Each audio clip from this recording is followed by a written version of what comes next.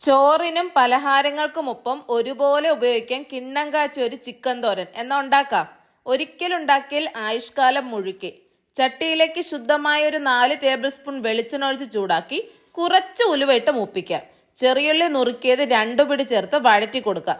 ഒന്ന് വാടി വന്നു കഴിഞ്ഞാൽ 1/2 കിലോ ചിക്കൻ ഞാനിവിടെ ചെറുതായി നുറുക്കി എടുത്തിട്ടുണ്ട്. അതും കൂടി ചേർത്ത് നല്ല പോലെ ഒന്ന് ഇളക്കി കൊടുക്കാം. അതിൻ്റെയും പുറകേന്ന് പാകത്തിനൊപ്പം 1 ടീസ്പൂൺ മഞ്ഞൾപ്പൊടിയും ചേർത്ത് ഒരു 2 മിനിറ്റ് ഒന്ന് മൂടി വെക്കാം.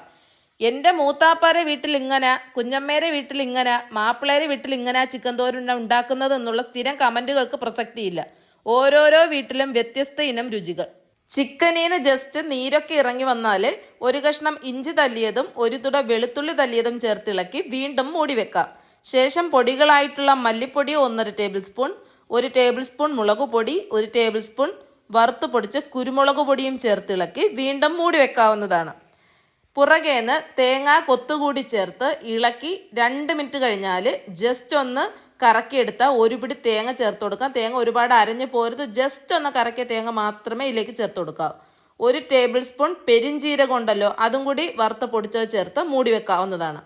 ഈ ഒരു അരപ്പിൽ നന്നായിട്ട് ആവി കയറിയതിന് ശേഷം ഇളക്കി ലാസ്റ്റ് 2 തണ്ട് കറിവേപ്പിലയും ശകലം പച്ച വെളിച്ചെണ്ണയും 2 നുള്ളു ഗരം മസാല പൊടിയും കൂടി ചേർത്ത് ഇളക്കിയെടുത്താൽ തോരൻ റെഡി.